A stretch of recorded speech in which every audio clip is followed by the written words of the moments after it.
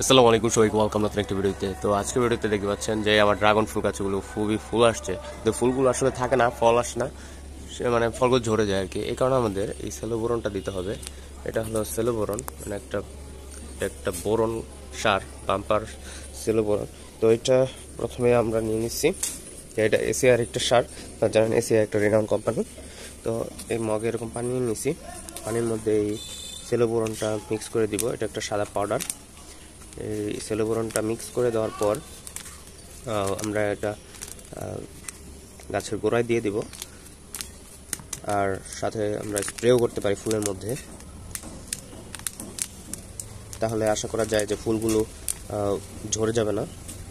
আর আপনারা জানেন ড্রাগন ফলের ফুলগুলো অবশ্যই পরাগায়ন করাইতে হয়। যদি পরাগায়ন না করানো হয় তাহলে কিন্তু ফুলগুলো টিকে না। তো আমাদের দুইটা কাজই করতে হবে। তো এখানে আমরা ফার্স্ট অফ অল এই সেলোবোরনটা গুলিয়ে তারপর দিয়ে দিব, আর সাথে স্প্রেও করব। আর এরপর আমাদের ফুলগুলো যখন ফুটবে তখন আমরা সেটা পরাগায়নও করে দিব, যাতে করে আমাদের ফুলগুলো আল্লাহর রহমতে থাকে।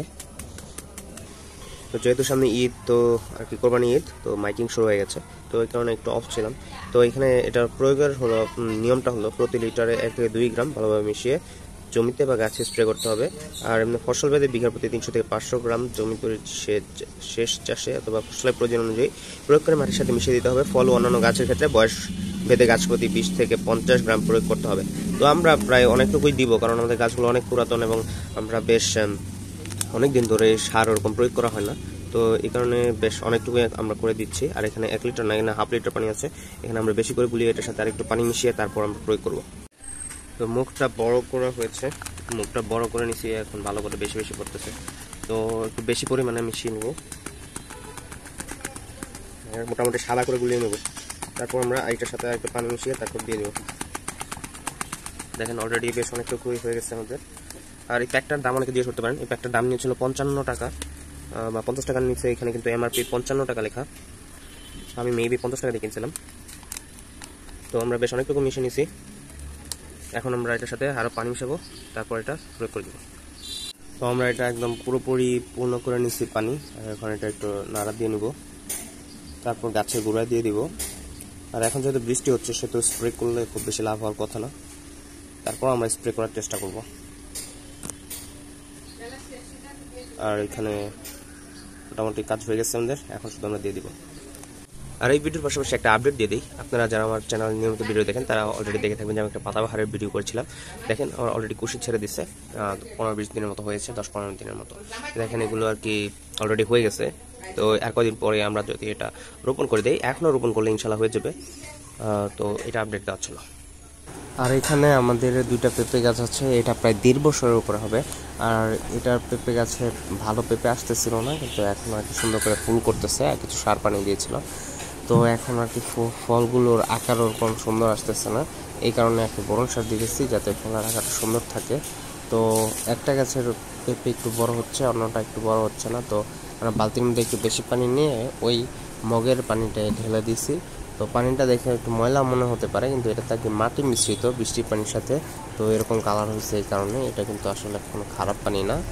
তো চলুন ছাদে যাই। তো এই হলো আমার গাছগুলো, উপরে অলরেডি ধুন্দুল গাছ দিয়েছে, কিন্তু দেখেন অলরেডি মৌমাছিরা এখানে আসছে। তারপরে এখানে বেশ যত্ন ওরকম নেওয়া হচ্ছে না, কিন্তু বেশ ভালোই ফুল আসছে। তো আমি এখন বিসমিল্লাহ বলে এটা দিয়ে দিব। বিসমিল্লাহির রহমানির রহিম। দুইটা গাছ আছে, দুইটা গাছে সমানভাবে দিয়ে দিব, তাহলে হয়ে গেল। কিন্তু তার আগে এখানে ঘাসগুলো পরিষ্কার করা দরকার, তো ঘাসগুলো আগে একটু তুলে নিব।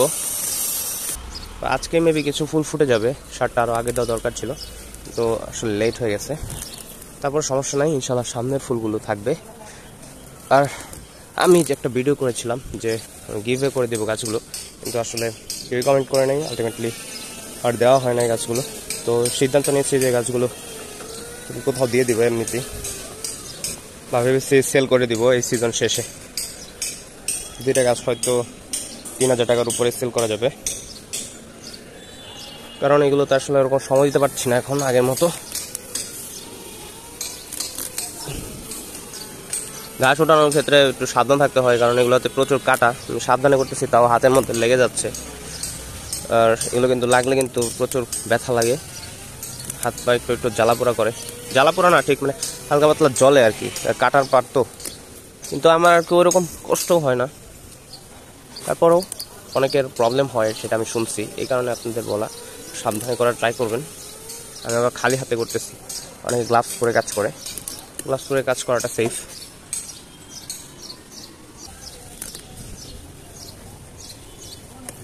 আমাদের বেশ অনেকগুলো ঘাসই তোলা হয়ে গেছে।